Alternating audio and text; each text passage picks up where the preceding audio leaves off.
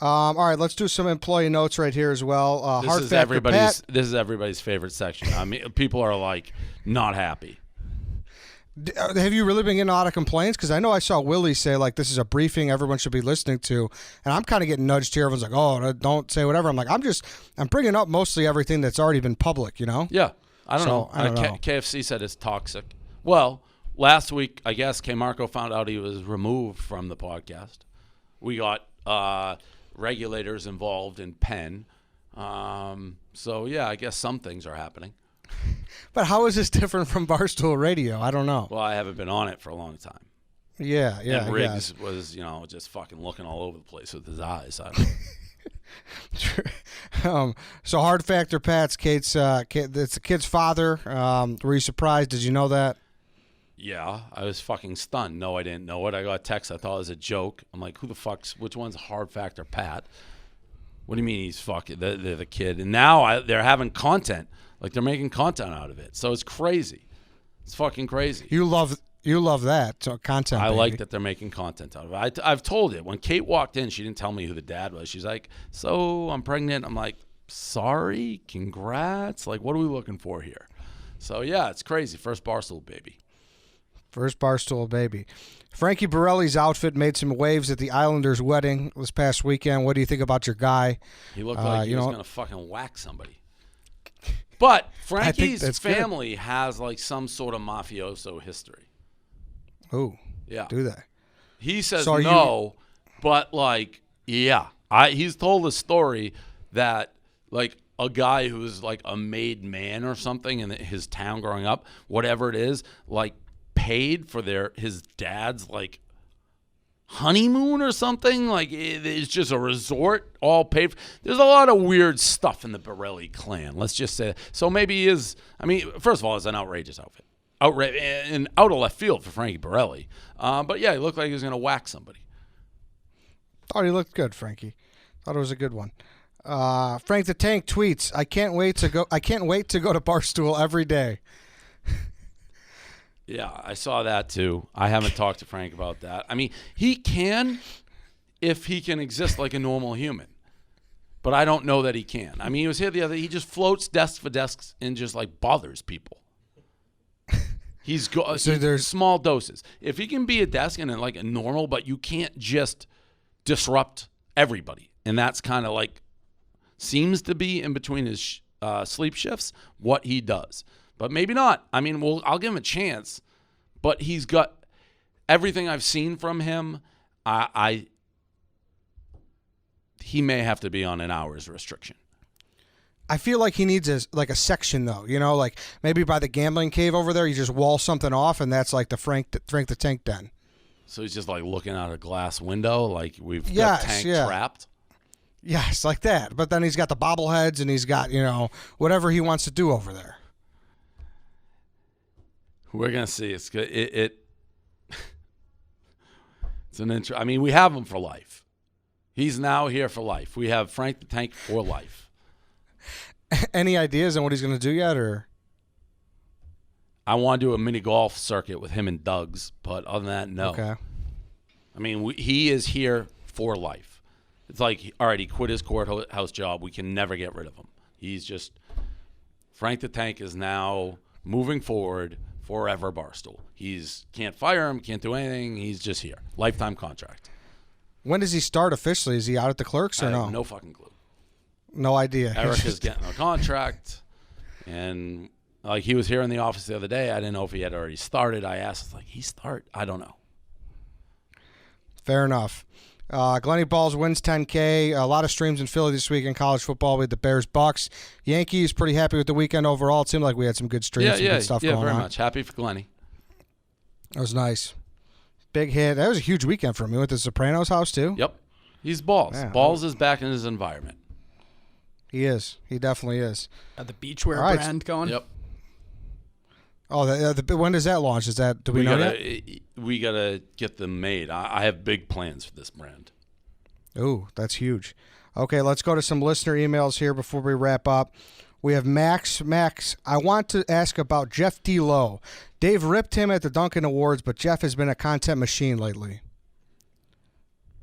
That's it? I haven't been. I'm not down on Jeff Lowe right now. I think he's working hard, trying hard. So I'm good right now. I'm happy with Jeff Lowe. Yeah, I mean the dozen. I don't know if would you go on that. I know that's a pretty big thing now. Right. I don't know what it is. Okay, it's a trivia show. I've never been invited on. And you got to beat the experts. Brandon Walker and PFT are the experts. So I won't beat them. I'm terrible at trivia. But I know what I know people like it. That's all I know about it. Okay, yeah. Then he's got the radio show. Yeah, he's doing. No, I'm happy with what he's doing right now. Good. Justin, can you talk about the parties that used to happen in the office when the New York office first opened? I remember Caleb getting in trouble very often back in the day. Yeah, people were having using the old office as like a club, a bar. I shouldn't say club, but a bar. Like friends, family, girlfriends, back late night. I think Poofy Hair, OMB, office manager Brett was a big part of that. And not cleaning up, and we got equipment and stuff. We had to just put a stop to it.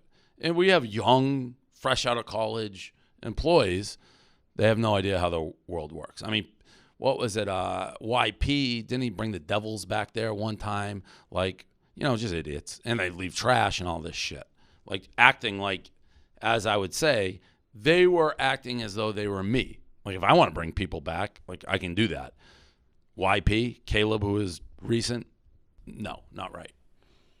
And I know Corona happened. But since the Mantis date thing, it seems like there hasn't been any issues with the new office, right? Yeah. Well, I think after that lay down, correct. Not that I'm aware of. Okay. This one's from Tommy. Dave, can you give us your honest take on Barstool Gold now that it's been a few months? It's really hard. So I never wanted to do gold. I was pretty straightforward about that. That was one of the things that churn-ins, we really want this. We really want this. It's all right, we'll do it. I mean, it was decent. The problem with a company like ours, everyone wants their content out to a mass amount of people, right? The most people, the better. If you're making videos or anything, you want the most people possible to watch it. So it's discouraging to make great content and then put it behind a paywall where maybe only 10,000 people see it. So it's a constant contradiction. The documentary series, I think, is excellent. I still don't know that it's gotten the views it deserves because they launched behind a paywall. Who knows what happens with Sirius? We may go back to some sort of Barstool Gold thing where instead of paying Sirius, you're now paying us for a subscription. And by the way, I'll heavily push that, especially if Travis is the replacement for us. Then I'm going to be all right, cancel that and come pay for us. Yeah, that's been talks about kind of something being funneled through the app.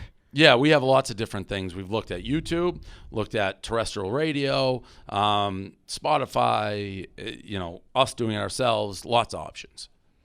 Nice. And you brought up the documentaries. It's interesting because one of the times you got the most mad over quarantine was when we posted the Jenna Marbles one that had you kind of trashing her, and it was kind of out of context a little bit. There was a lot of Anything come out of that? Did Jenna reach out or anything? I don't know if she saw it, but sometimes I get probably upset about that, I don't know, once a month, and I get what our marketing team does. You look for the clickbaity, headliney stuff, but they take things we do wildly out of context and make someone look bad or makes me look bad or something. I hate that. For sure. Brendan and James, they kind of got a mishmash of questions here. Is the chief of content. How do you decide who people are on each show? Do you kind of look for good pairings? And is there certain podcasts you'll listen to?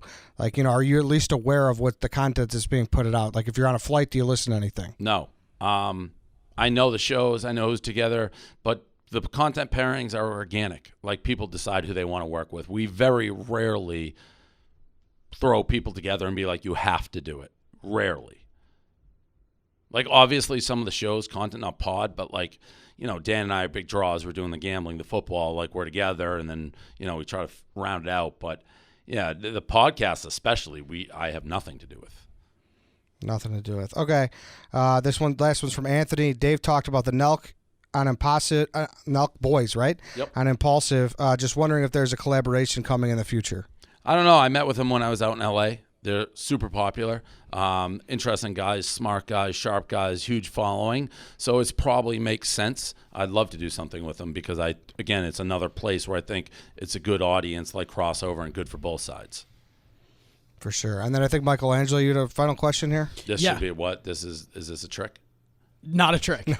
No. I meant to ask this after the maybe first episode when we were talking about Francis, but I think a month or two ago you had mentioned that Francis reached out to you regarding like maybe a fictionalized kind of TV series like based off of Barstool.